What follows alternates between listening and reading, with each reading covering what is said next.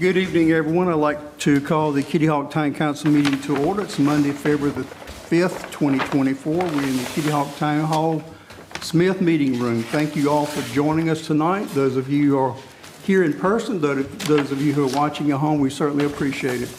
If you would, if you're able to stand, join us in a moment of silence, followed by the Pledge of Allegiance.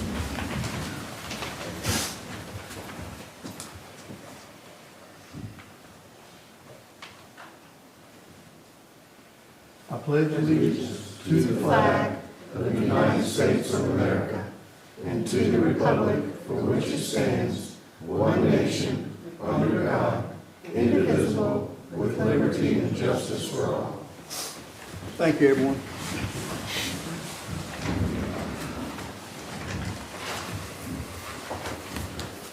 Council, I need a motion to approve tonight's agenda, please. So moved. Motion made by David. Second? Second. Second by Charlotte and Jeff. All in favor? Aye. All opposed? Okay, our attorney, Mr. Casey Varnell, is tied up in a Superior Court case, but he is on his way. So look for him to come flying in the door any minute. Don't be in his way. He might knock you down. So he is on the way.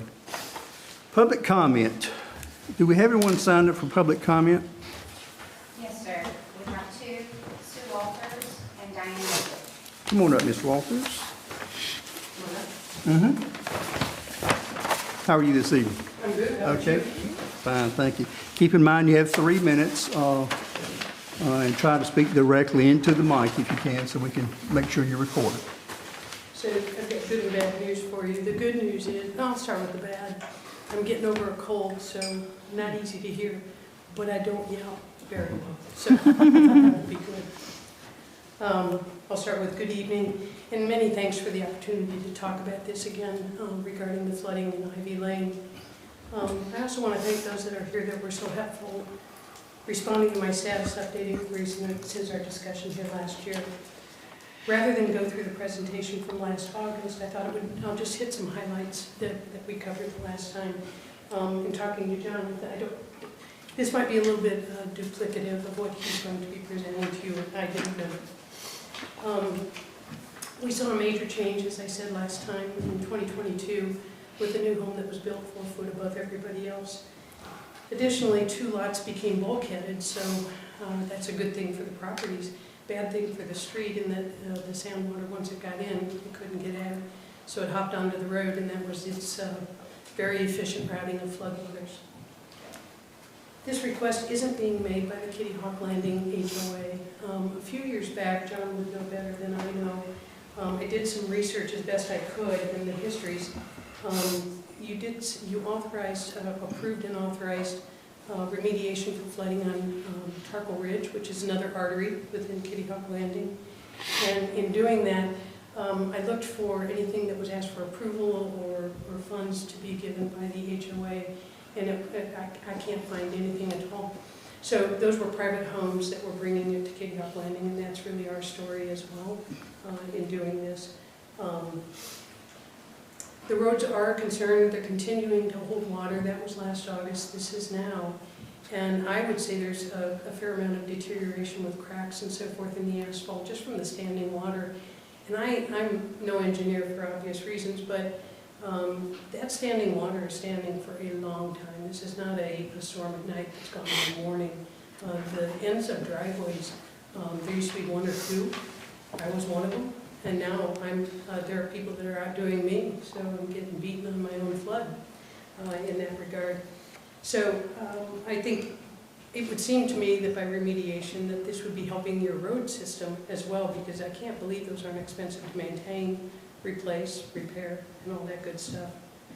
There have been several storms since last August with high westerly winds, and that's the predominance. We're not worried about we worry about hurricanes, but that's not our story here. It's about the potent storms that come through much more frequently. That's a big deal to us. So the westerly winds were there. We lucked out this year, and not just from hurricanes, but those potent storms. Had they been longer in duration or higher wind gusts, we'd have been toasted. So I just ask, it says 2 seconds, 3 seconds, 4 seconds. No, this is good. No. It's been 6 months since we last presented. No, that means your 3 minutes are up. No, that's just 7. So anyways, I ask for your help again. It's something that has been plaguing us. It's high anxiety before every storm. I'm tired of looking at Windy every day on my apps to make sure that we're going to be okay. So look forward to your partnership on this. Thank you, Ms. Walker. You bet. Hope your cold Can is I better. get your address, please? 3914 Ivy. Thank you. Mhm. Christie, who's next? We have Ms. Diane Midget of 1101 West Kittyhawk Road. Come on up, Ms. Round Midget. 3. Ready? Back. Okay. All right. First, I want to start off thanking Jeff Pruitt. I did invite you to come when I was here in January. 2 days later, we did have that massive storm. Totally flooded me out. I had to park at the very end of my driveway. It was the only dry spot. 4 years I've tried to get somebody out from behind this desk to come and look. Thank you so much. I greatly appreciate your attention to it. Second thing I want to say is, Mayor, last month you made the comment about it, how desperately we needed that bridge, and it was a good bridge. With all due respect, you wouldn't even know about that bridge if it hadn't been for my husband and myself. We were given that property in 2008 as a wedding gift. We had to completely clean out all of the brush and vines and rubbish that had been growing next to that bridge in the corner of our property. That's when we exposed the bridge. We contacted and said, hey, this thing is collapsing. Earth was literally coming out from underneath the bridge. So we played a very important role in having that bridge brought in. When the guy came and did the inspection, he said he could not believe we had school buses and fire trucks going over that bridge. It was that dangerous. So I was all for that bridge being put in, 100%, because it was for the good of the community. What it did to my property and the devastation it put us through was not expected. Now, if I had to do it over again, I would still report that bridge because it was the right thing to do. But putting us in what they did to the land, you can't put a $2.5 million bridge on the road and not expect it to affect the landscape around it. And it has horribly affected that landscape. Not just my property, but when my property goes underwater, it's going to be a domino effect.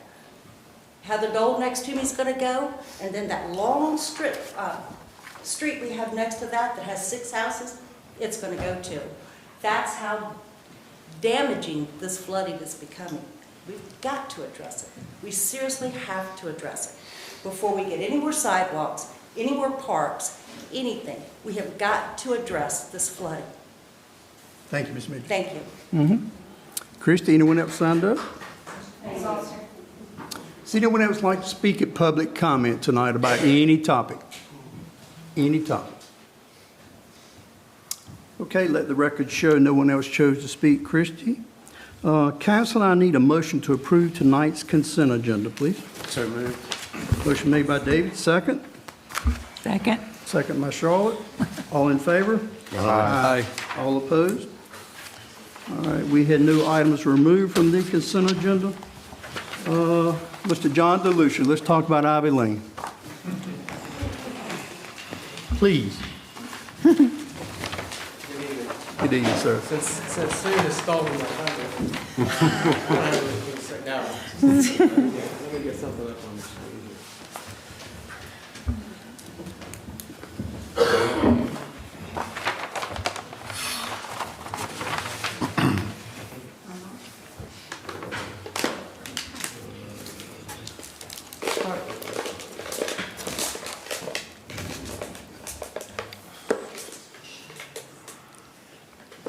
Where's the full screen on this one? Up, up there, though, too.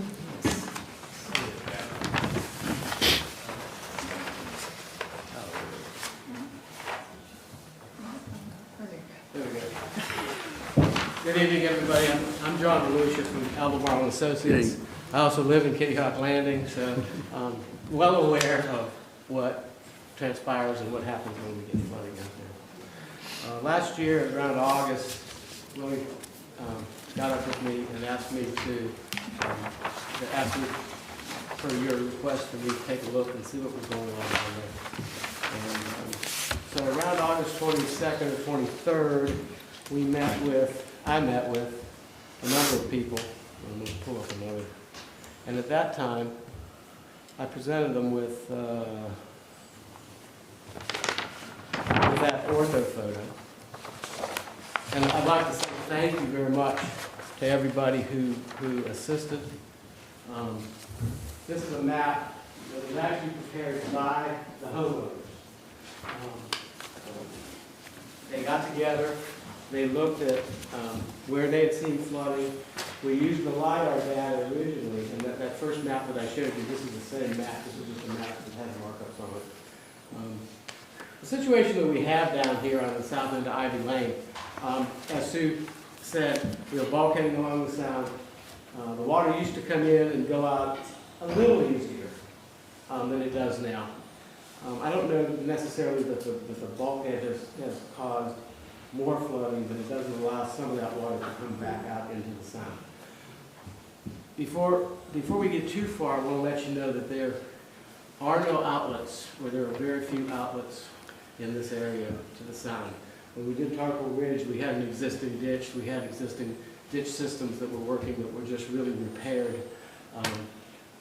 And we weren't subject to camera regulations for those repairs. If you have a pipe that goes to the sound, you can maintain a pipe that goes to the sound. If you don't, it's very difficult to get a permit from the coastal management and some of the other regulatory agencies to drain water straight into the sound or into the marsh or into the wetlands. There's quite a bit of wetlands to the east of this sound front area that belong to the state of North Carolina. I will tell you that, I'm going to go back to that other picture about looking at this one.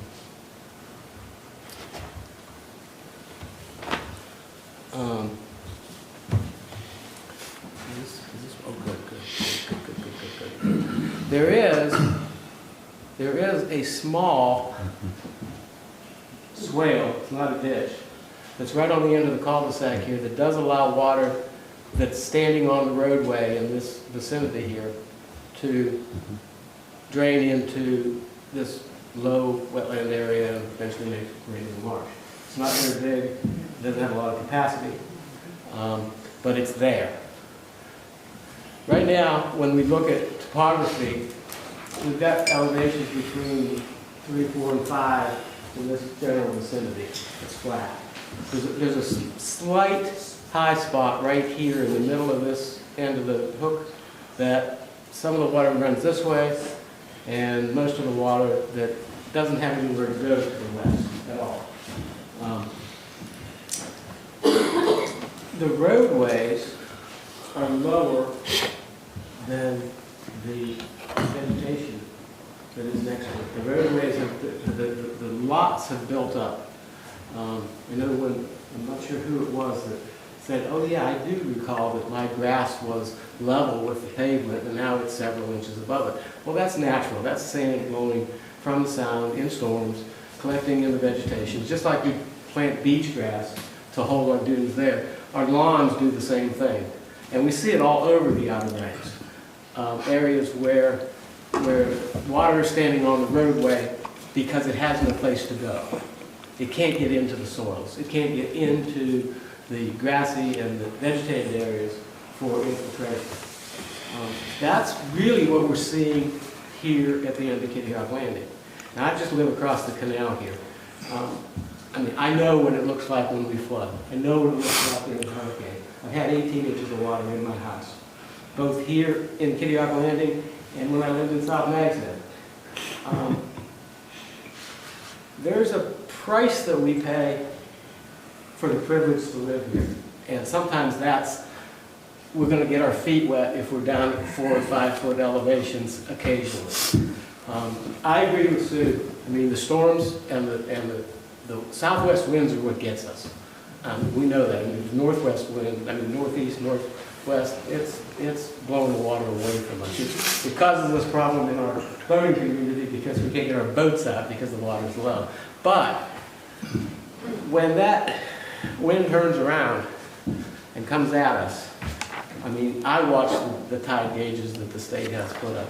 I watch it from my office because I know when it gets to a certain elevation, Kitty Hawk Road is going to be in the water, or parts of Kitty Hawk Road. DOT did a pretty good job raising Kitty Hawk Road, I think.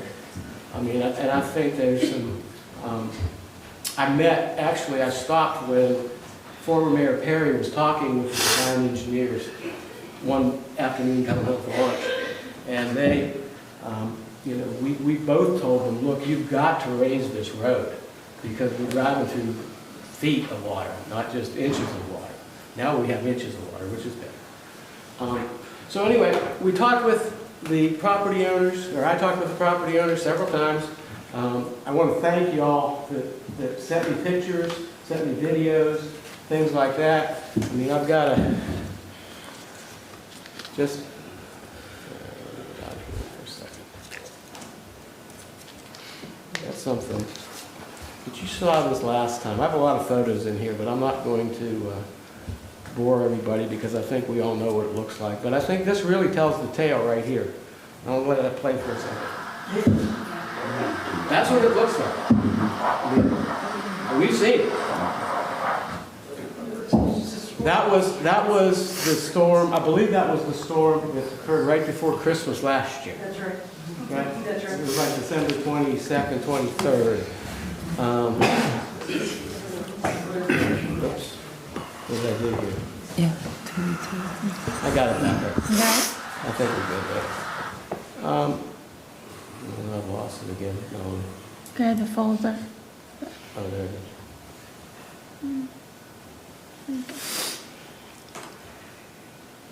I want to show you something that Willie just took these pictures.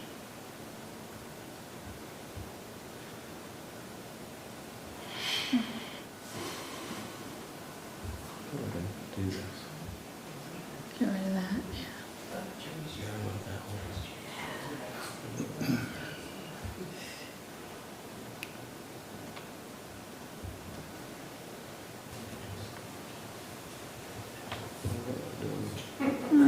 Close that one. Just close it out. Yeah. No, this isn't coming up at all. That's not the one I want either. I'll get it. I'll get the one I want. Okay. Yeah, this doesn't page to it like mine does. Let's see if I can get this a little more. This was in January, around the 24th. We had some heavy rainfall in December on a Wednesday, and when we got back out on the next day, the roads really had cleared themselves up pretty well. There was still water standing in the normal driveways as you see it, but it seemed to be flowing out a little bit better. I'm going to just not wait on that picture.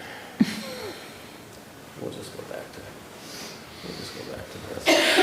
Talk a little bit more about that. So when we met with the homeowners out there were several suggestions they made. You know, one of them was, could we put culverts underneath all of our driveways? Well, we could put culverts underneath all the driveways, and we could connect everything together. And hydraulically, it would balance itself out. It would move the water, you know, east and west on both sides of the street, or north and south as you go up Ivy Lane there. However, we have a lot of drain fields that are in the front yards and side yards that are close to the front property line. If you put a 12-inch culvert underneath a driveway, it's going to be 2 feet deep. Because normally you want to put a foot of cover. I mean, we could use concrete, cement pipes, things like that. But, you know, relatively speaking, you're looking at cutting 2 feet of material out of the right-of-way down, and at that point you're creating a ditch. You're not creating a swale, you're not creating an infiltration area, you're creating a ditch. We're very close to our groundwater here. So when you dig a ditch, you expect that you're going to see water in the ditch most of the year, which is a mosquito breeder, which is hard to maintain, which doesn't look very aesthetically pleasing. So trying to put culverts underneath the driveways doesn't seem very practical. It doesn't seem aesthetically pleasing, and I know that the neighbors would not like a deep ditch in front of their house. And there's no place to take the ditch. That's the other side of it. I mean, you may be able to balance the water between houses and properties, but there's just nowhere to take it.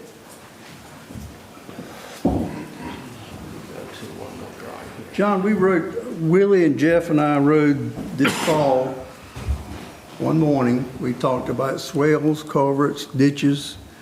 We had pretty much the same conversation, and you folks in Ivy Lane have some beautiful landscaping. Beautiful bushes right at the road, and you know a ditch, you know what's going to happen to that landscaping, but it's beautiful. But we talked about that, what would happen, and as a result of that meeting, we made a recommendation to contact John to do a little more thorough meeting for us. But it's beautiful. Y'all do great work. So, there's a couple of things that we can do. I mean, that'll make it better. It won't make it perfect, but it'll make it better. One of the things that we can do is between the driveways, we can cut the material from the edge of the pavement back to the right-of-way line, which is all within the right-of-way, and do it gently, you know, not come off of the edge of the pavement and drop 2.5 feet down into the bottom of the ditch. You know, come 8-9 feet off the edge of the pavement and drop it a foot or 18 inches. I mean, that's a shallow enough slope that you can mow, that you can drive off the edge of the pavement for temporary parking, that when you do have water flooding everywhere, you don't accidentally drive into a ditch because you can't see it. You know, that's a real concern too. It will give us some volume, and it will take the water off. It'll take some of the water, and hopefully quicker than it would if they weren't there. I mean, the grass is sitting 3-4 inches above the pavement. So imagine trying to infiltrate vertically off of the pavement. That's very, very slow infiltration. If you allow the water to get off of the pavement and into infiltration swales, you can more quickly infiltrate that water. It makes it safer because the water comes off of the road quicker. You know, the flooding that we see down there, it's a safety concern to try to get our emergency vehicles in and out when we have those flooding conditions. It's very annoying to have to drive our cars in the salt water, and that's salt water. We've got to look at it. You know, it's not, I don't mind driving through some freshwater tunnels, but I hate driving through salt water. I really do. It's just not good for our vehicles. So this is a conceptual plan that we developed. Oh, and as an aside, when the landing was subdivided and recorded, they recorded some utility and drainage, well, the utility easements, which the town attorney has deemed to be appropriate for drainage also, not just wires or pipes. And that's how we were able to clean out over on Tarple some of the one that was right, the outlet that goes into the canal that was right next to Philip and his wife's house there. Philip Harrington. We don't have that opportunity here. However, there are a couple of areas that I've identified that look like you could put a swale that would bring some of the water and store some of the water. One area would be right here, would be appropriate. A lot of these sidelines have vegetation and fences and things like that, and we really wouldn't want to. But to do the same thing as a shallow swale as you would have up on the highway, it would move water. It would move it off of the road. It would move it closer to the canals. It would be better for infiltration. So that's just one area where we probably could consider doing something like that. The other area that we probably could look at would be here, right down that side property line. This plan is showing doing shallow swales from about this house here, the Flanagans? Flanagan. Down around, you know, we would not touch any driveways. We would try to get the swales below the driveway elevation so the water ran off of the driveways and into the sides. Short of that, I don't know what else we could do. I really don't. I mean, trying to make the water go away faster, trying to get the water off of the pavement in an ecologically friendly manner, if you will, is about the best we have. Now, there are some pipes here. There's a pipe here on the George's property. Sue has a pipe that comes out, that comes here and comes out, but they're all small pipes. There's a few small 4-inch pipes back here. The folks that built the large house, that's on this lot right here, that's high, they have some pipes that come out through the bulkhead too, but their inlets are halfway up their hill. So when we have 2 or 3 feet of water standing in there from a hurricane, absolutely they'll help, but they're not going to help on a storm like we've seen. Trying to upsize those is, they're on private property. They really, if we could upsize them, and I don't know that it's not possible to get them to be larger because they're existing.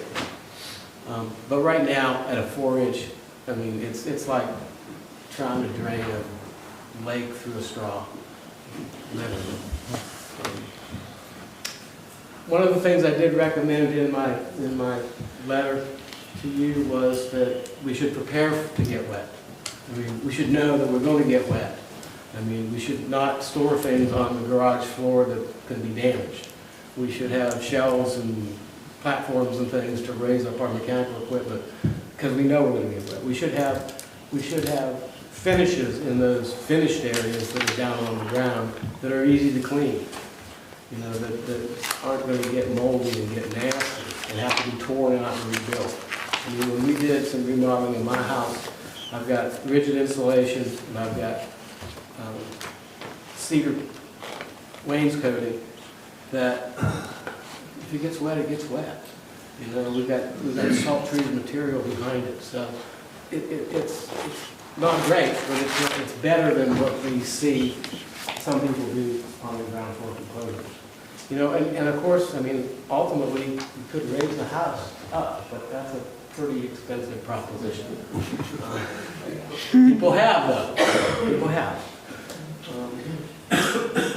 So, that's my report. And, I mean, you know, like I said before, I think it's a real privilege to live where we live.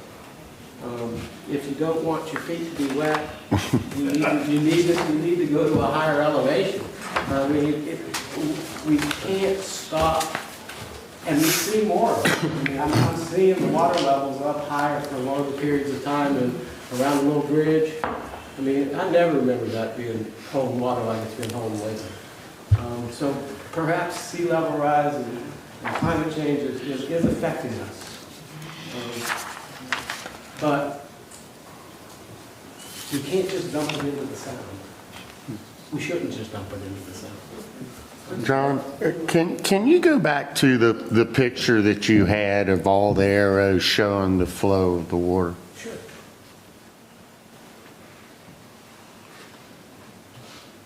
If I can get this thing to work. Okay. I went down there on the 10th of January. That was when we had our big flood here in Kitty Hawk. And I went down, and it was crashing across the bulkheads, very similar to the picture of last year, almost about the same date. Right. Now, the arrows that are pointing, I'm going to call it north. East and west. East and west. Okay. Well, your east end, the water was running that way. Then I guess you're calling that north. I would consider that south. Yeah, we're about right here. Okay, from there okay, going there, okay. Right where the shadow is, the water was pouring like crazy down there. It was coming down the road and just all of it was pouring right into that hole really fast. Right. Is it environmentally unfriendly? Is that our problem? We're trying to work with that end right there? In that end of that cul-de-sac where there's... That's the only place that we have an outlet to this system here, and it really is not much of an outlet. And I'm not sure the camera would let us improve it, and I'm pretty sure, and Willie could I think, testify that the Coastal Fed folks have already said, don't be running no more pipes into our wetlands. Okay. So- Because to me, a quick solution to what I saw, now, that's not going to do anything with this side. It doesn't help with this side of it. But it looked like to me that the water seemed to be slanting as it come down there onto the west side and going right into that shadow. And I was just wondering if there was, once again, if it's the Coastal Federation, and once again, it's probably the reason. But to me, that seems like a way that we could definitely increase the volume of water getting it out of the end of that I cul-de-sac. don't think down at that cul-de-sac, I looked at it too that morning, and the water was over the ditch. You know, it was just flowing. So whether that ditch was deeper or not, I don't think it would have mattered. It wouldn't. It wouldn't have. Because that's where it's going, which is okay. But I think that if we do that, if we clip the shoulders, cut the grass out, lower the grade, re-grass it with vegetation, I think we'll have a lot more water coming off the road quicker. And it may increase the flow a little bit down in that direction. I mean, we're not changing, relative elevations are not being changed with doing what I'm suggesting. But at least if we can get the water off of the pavement, because Sue was right, water standing on the pavement causes it to fail. And salt water is even worse. Our base materials in the landing, I think originally were probably clay. So we don't have stone bases underneath the streets, which make them weaker, if you will. Jeff, it was breaking the day we went, and that was a good day. Yeah. Is the property just to the right of that shadow area, is that all private property there? That's owned by State of North Carolina, and I think it's managed by the Coastal Fed, or not the Coastal Federation, Coastal Reserve. Coastal Reserve. Never mind. I mean, that and that whole big marsh between Pineway and Tarple is all State of North Carolina. Okay. But if we're not really putting a pipe, we're just diverting. I mean, water goes where it goes. But I guess, like you said, it would make it any better. I don't know that it would make it any better. We're going to be digging a ditch or someone's yard. Yeah. You know, and I wish there was another solution here. I wish we had a couple of outfall pipes down in this area, but we don't. And it's very unlikely that Division of Coastal Management and all the other regulatory agencies that we've been looking at would look favorably upon letting us do that.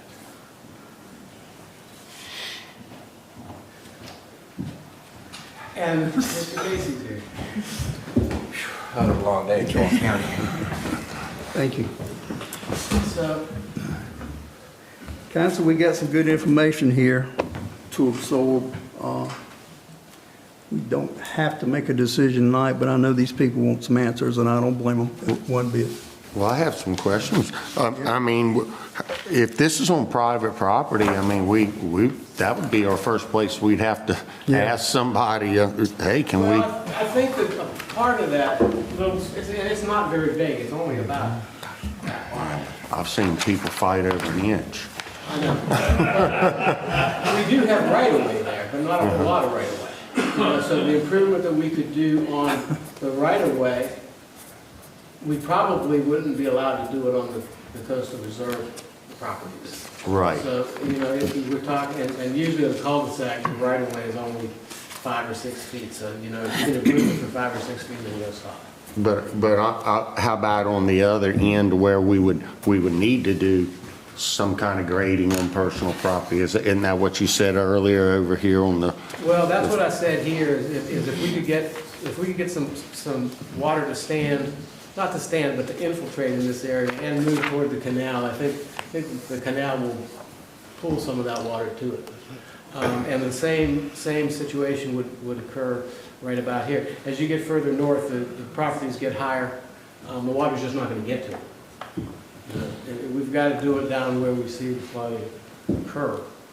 And But most people aren't, if that's private property, I know if the guy down the street was flooding and he told me, hey, they wanted to dig a ditch in your yard to get my water, I'm not so sure you see what I mean? I know. It seems like a hard thing to sell. yes, it is. We're gonna get rid of this flooding over here, we're gonna put it in your yard. Your septic tank's probably not gonna work as much as it used. It seems like a hard sell. I mean, that's just me. I mean, I just don't know how to start here, is what I'm trying to get. Hey. You know, we can do the grading and that kind of stuff, but when we go to this private stuff, I'm kind of concerned of how we're gonna get there. Yeah. John, is there not a way to, you take those two houses right here, for example, where you have the water flowing this way, heading back up to the left-hand side of the, Here, looks like there's a little bit of separation between those two houses right there. right here.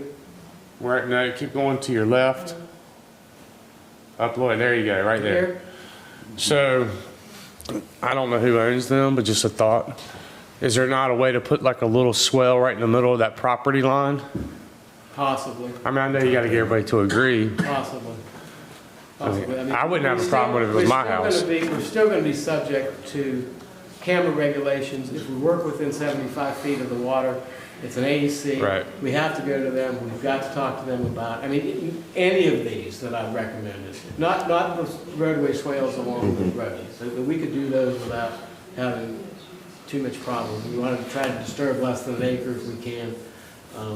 And we probably would disturb less than an acre of land there. So there probably wouldn't be any regulatory oversight for us to lower the shoulders of the road to try to get some more infiltration area. I mean, you know, like I said before, you're trying to infiltrate water in a couple of inches vertically. Say that again, I'm sorry. If you try to infiltrate that water that's standing on the road vertically through the shoulders being too high, it's very slow. But if the water can run off the road into some 15-foot wide depressed areas, Right. it's not a lot of water. It's not a lot of water, but it's a lot more infiltration area. So the water goes away faster. And I mean, that's assuming with our groundwater. So, I mean, if we've got a chronic groundwater issue. But in the landing, the groundwater is pretty much controlled, I think, by the level of the sound and level in our tank. Right. It's not so much rainwater.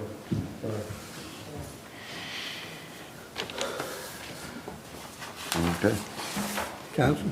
Can you explain what the green X is and the red X is, the difference between those two? What's happening there? That was a legend system that the property owners came up with.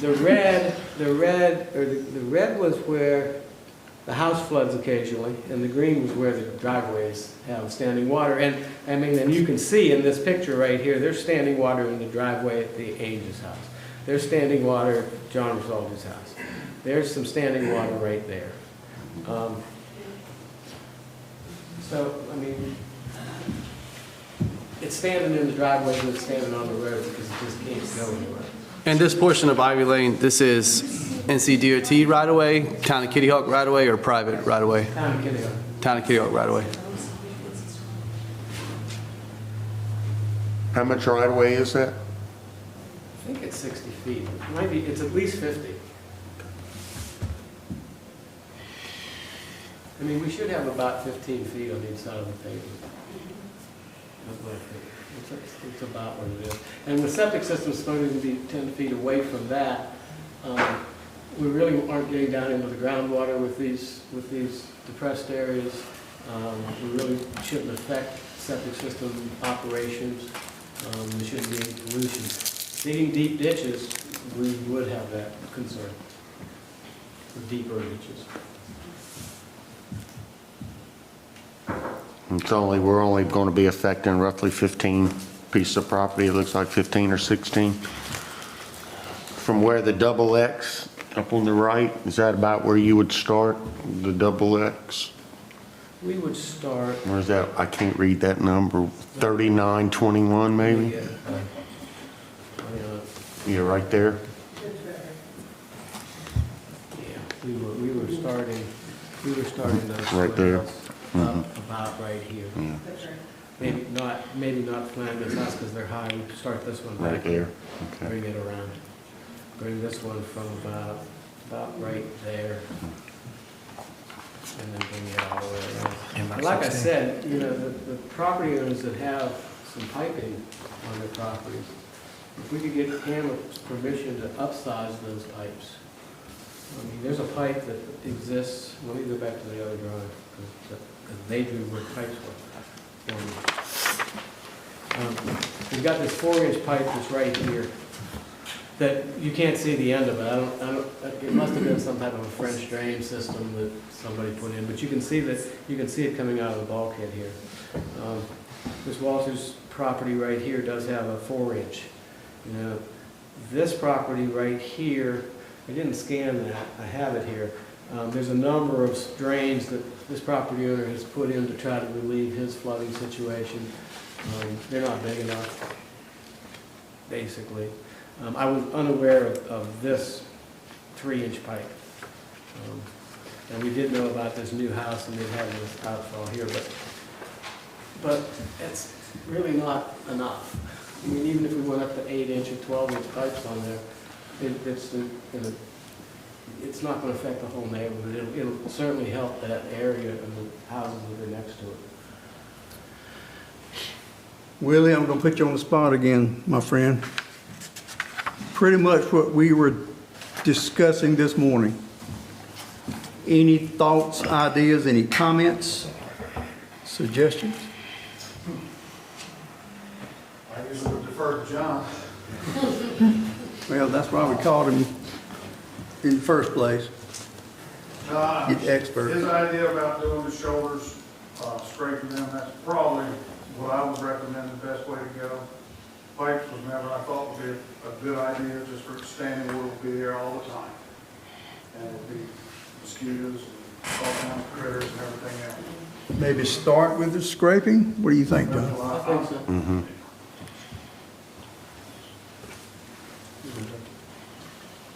How far in would you scrape? You would be lowering probably 15 feet of people's front yard, That's what I'm worried maybe about. 10 feet. I think it's like that. 15 feet and there's the street. Septic and drain field. Your septic and drain field should be 10 feet beyond the right of way. And we're not talking about going and intercepting the groundwater at that location. So there really shouldn't be any issue with it if the septic system was put in like it was supposed to be put in. Most septic systems are set back 10 feet off of at least 10 feet off of the front property lines or side property lines by law. And we have a lot of ditches in right-of-ways that are close to septic systems. I don't like it. I don't think it's sanitary, but it doesn't hurt. But we shouldn't have them along this roadway.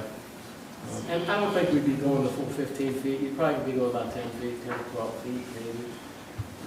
We're trying to match back into the existing grade of the lawn. There's a question back here. I do, but I'm not sure what's looking. I got a question. How many of these people that have participated in the drawing, if we were to ask them, would you rather have the water or would you rather us do this? Or give them an option? I mean, I don't want to sit here and say, yeah, let's go scrape the road. And, I see concerns right here. I do too. Who's going to pay for it? Well, I mean, without that, I mean, I'm thinking about, like you said, there's a lot of beautiful shrubbery and entrances to their driveways, and I'm just wondering if that's really what they want. If it is, and all these property owners kind of agree, then I certainly don't have a problem with trying to help.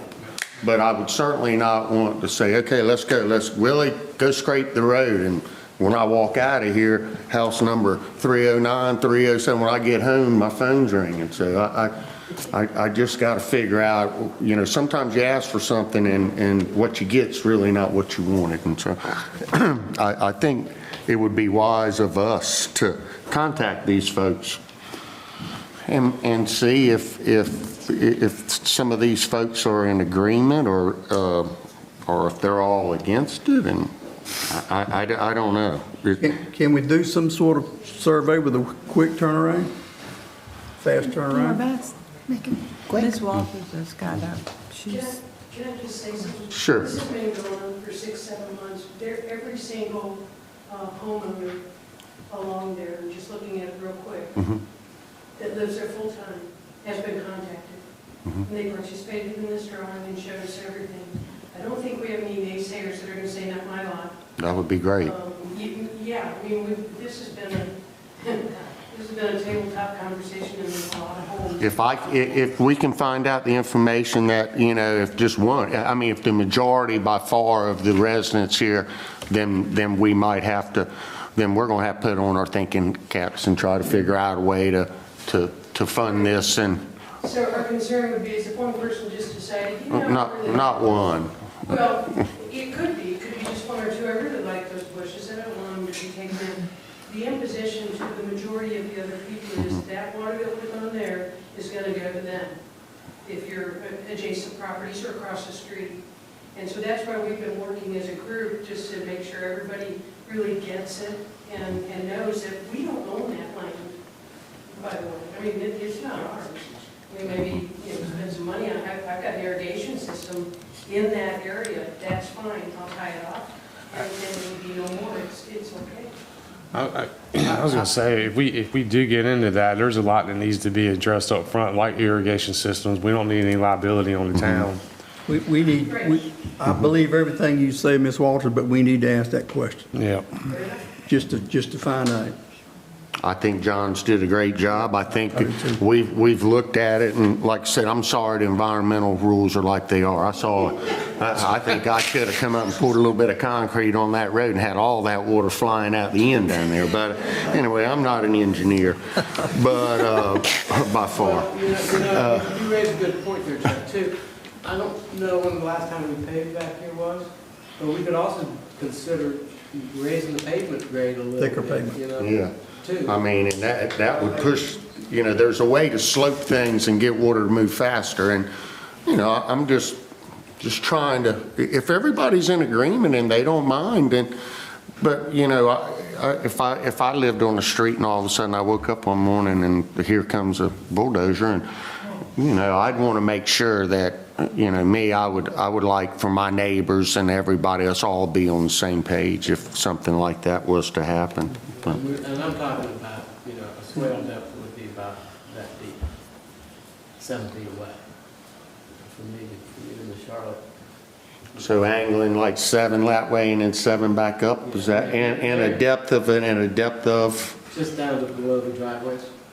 so dropping 2 Lower- or 3 lower than- inches? Lower than the edge of pavement, and maybe 12, 15 inches deep in the middle. And then Going back up to the natural grade. So that you can pull a car off the road and sit on, you know, you can sit on something that's like that type of an angle. Instead of this, which would be a bit.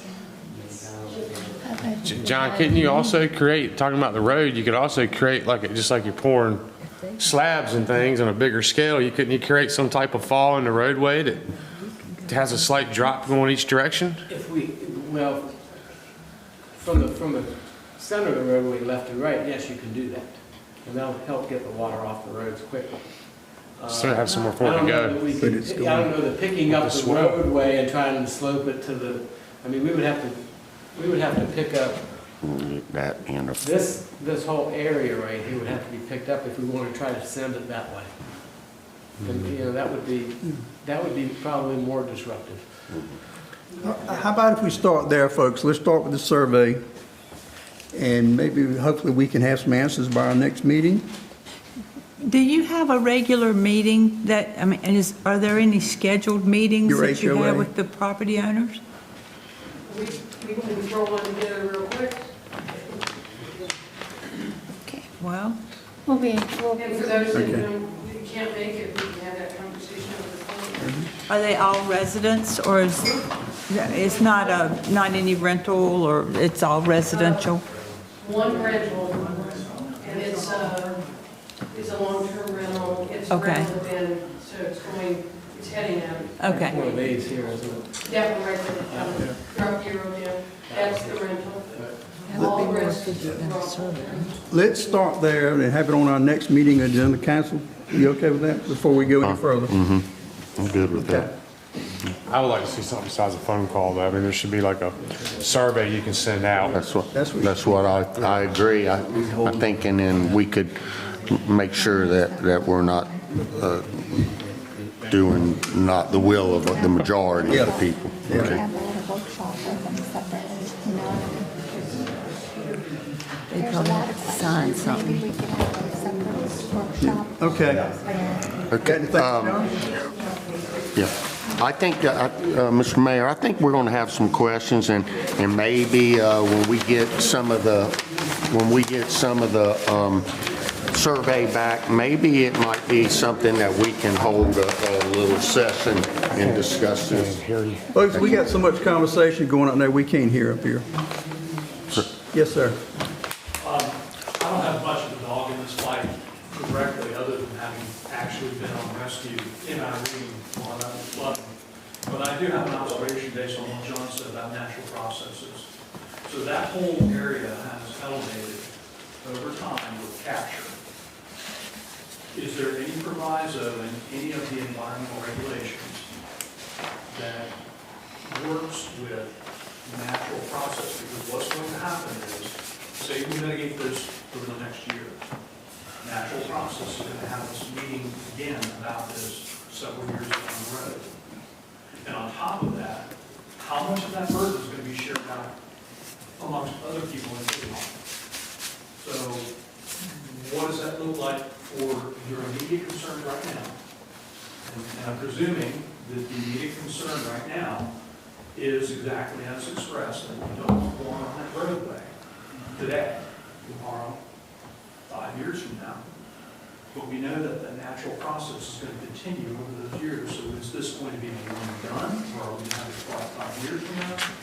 And what overall? So if you're going to do a survey, yes, I agree that you need to address your immediate concerns, because you're right there right now. But how much is this going to affect the residents of Kitty Hawk? Well, the swales will fill themselves in sometimes. So they have to Natural process. Natural process. They have to do- I mean, that's what's happened now with the yards, that at one point we're flush with the pavement, but now we're above the pavement.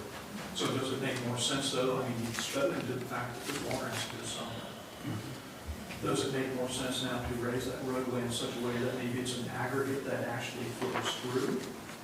Or, you know, again, cost benefit analysis, yes, you guys are being flooded right now. I mean, I've been there last month. looking at type, like a French drain, a storage underground, would be very, very, very expensive to install.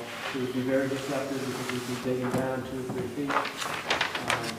It would last and work for 10 or 15 years. It would be hard to clean out, it would be hard to maintain, and then we can turn it out and put it back in. So, you know, the natural, getting the water a broader area to infiltrate into the ground is probably our best solution. Which indicates raising the road. And lowering your size. All right, let's start with the survey. Melody, we good? Thank you for Do doing you that. have a question? I do. Just a thought. You're talking about raising the road. Has anybody thought about addressing maybe changing the road to be like what they did at Marshall's, where they put in a different kind of road? And there's just so many cars driving over the road at Marshall's, where there's, there's a brick almost on it as a roadway. So the water, when it's raining there, the water goes through the road immediately in the bucket. think we have a problem when it's raining on the road. I mean, when it rains so hard, of course, it's trapped. You know, what's happening is it's the overwash. And I'm saying that same overwash would go down into the soil much faster if it's permeable. Pervious. Yes. Or it's a solid. It would be very expensive to do that. You could do that, but the parking lots don't see the loads of the garbage trucks. They don't see the loads from the fire trucks. They don't see the loads from school buses. And that's what would be my concern with something like But that. again, I don't live in this neighborhood. I live on Kitty Hawk Road, and I have seen what has happened since they raised Kitty Hawk Road. The water has to go somewhere now, so when the water comes in off Kitty Hawk Road during any of these west winds, it's not so deep on Kitty Hawk Road, it's on Whiteford. And the lake on Whiteford is from Kitty Hawk Road all the way to the Woods Road. The water has just shifted, because water's gonna go someplace. So if you raise the road, is it gonna go into everybody's yards more? Because the road is now raised. So now you're gonna create a new problem with raising the road. The water's gonna go someplace, it's gonna go into the yards. Yeah, my name's Henry Scudo. Right on the corner of the property, 3917 Ivy Lane. There are two swells. The one on the east side of my home is a swell that goes right into my backyard. It goes into my backyard because the pool was put in and Kitty Hawk approved the pool, which eliminated the swell going all the way to the canal. So now it goes into my backyard. As far as the swell to the north of me, I beg to differ. That is getting deeper. I've been here 7 years and it's going down several inches. So the water comes down, makes my swell deeper, and then it affects the stability of my bulkhead. Finally, when you raise the road on Kitty Hawk Lane, you push the water over my driveway. I have Lowe's property. And my wife and I just finished putting another $4,000 French drain in there, trying to get the water away from our house. So my contention is that the road created some of my problem. Because you raised the road, which you had to do, I understand, but now it flows into my property. I think. Wasn't we originally had possession of the road? We took over the road, correct? Yeah. The developer put the road in, right? All right, let's do the survey, okay? And then we'll hear from the property owners, and we'll see where we can go from there, okay? Anything else, Council? Thank you, John, very much. Thank you. Thank you, John. I appreciate it. Great report. Thank you all. You all know where to find me. Just don't bring pitchforks. All right, Council, any new business? We have no new business? Comments from town manager? Yes, I just have a couple of updates. So today I received the grant contracts from the Dare County Tourism Board. This grant was awarded back in October to help the town cover the cost of the multi-use path that will connect Cypress Knee to Cameron Street. And we're working on completing that contract, and then we will await the money and move on with our project. Also, this afternoon, I received the 100% design submittal from Dills Architects, which is on target. They're sending me complete sets of drawings, bigger sized, in the next few days. So we will be reviewing them and getting ready to go out for bid at the beginning of March. That's all I have. Good, thank you, Melody, very much. Casey? Mayor, I have nothing. Thank you. All right. David? No, sir, not this evening. All right. Dylan? No, sir, not tonight. Jeff? Yep. Okay. I did go visit Miss Midget's property, and I do feel like there's been a wrong done there. Anybody that goes to that piece of property and looks at the way the water has been diverted onto her property knows that it's not right. You know, I feel sorry for you. I really do. When I went to your house that day and saw the way the water, it had rained hard, the drains had come off of the drains that are actually on the bridge. We're not talking about water running off the road down here. We're talking about water that is deliberately being harnessed into drains, into bigger pipes that come right out into her, this big, into her front yard, and it blows all the way across her yard, under her house, and into the canal behind her. I don't think it's right. I agree with her. I would be mad if it was mine. I don't have an answer. I know you're frustrated. And I would be, yeah, but I just wanted you to know that I saw what, and Willie, I know you got your head down back there, I see. Willie has contacted DOT and really didn't get any help. You didn't get any help, Willie? I mean, okay. Well, I mean, you know, diverting that water towards that canal, if they would just put an L on that pipe, shooting it straight for the house instead of, how do they? They didn't even trench it. Yeah, how do they expect it to go in the ditch? Yeah, if they. Yeah, if they could do something, and once again, I just think it's wrong, and I just wanted to make that clear. Did it do any good, Willie, to contact him again with your suggestion? Mr. Ox was supposed to contact me when he's the division engineer for this area. Yes, sir. Casey was the attorney for my, he handled it for me. He could give you all the contact information, and he dealt with it up until he could have the case dismissed because of statute of limitations. Yeah, they did not work with us. And he's unable to judge you here from what he tells me, so, you know. And not only did you raise the road, but the construction on the bridge stayed for the land. So. All that pounding and that shaking that they did, I had the craters in my yard, all over my yard, where the ground was just settling with every pound they did. Wow. So I am convinced it is the same way in that creek, in that ditch. Well, I hope maybe Willie can. Let's see what Willie can do. I'm hoping Willie can look into it, and I'm going to be keeping an eye on it. I'll be back. Okay. Also, David, I'd like to thank David for your work on the tourism board, your reappointment, and also for your help in getting us some money. I appreciate it. That's all I have to say. Thank you, Jeff. Thank you for going and looking at Miss Midget's property too. Charlotte? Well, on Tuesday, January 30th, the town's recreation committee met. Their discussion included a proposal to create a simple walking trail around town hall. The aim is to provide an extended option for those who already walk the property.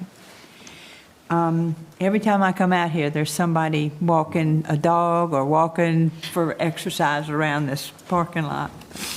The creation of this trail will be a community effort, and the committee is currently identifying the necessary equipment, resources, and needs for the project. They are also ensuring the project meets all town regulations. The plan is to complete the project by the end of this fiscal year. So then that's all I have. Thank you, Charlotte. Great job. Great job. Thanks again to the staff for doing a wonderful job. In tonight's consent agenda, this council approved a resolution opposing the, I'm sure you've all heard about the insurance tax rate increase of 45.1% is ridiculous, terrible, awful. Charlotte and I were in a meeting. Senator Bobby Hannig addressed it. He is opposed too, and said that Commissioner Mike Causey is on board too, opposing this matter. I don't know what good our resolution would do. All the towns in Dare County too have come forward opposing it, and we'll just see where it goes. The deadline for the resolutions has already passed, so we kind of had to do this thing quick amongst ourselves to get it in Raleigh by the deadline. So we'll see what happens. That's all I can say. We'll see what happens. Ridiculous. And that's all I have. Council, at this time, I'm going to make a motion that we go into closed session pursuant to North Carolina General Statute 143-318.11A3 to consult with the town attorney regarding matters protected within the attorney-client privilege and to preserve that privilege. We will be going in closed session, so thank you all for coming. You'll have to leave the room. Thank you very much. Nobody made a motion. Nobody. I need a second. Second. All in favor? Aye. Aye.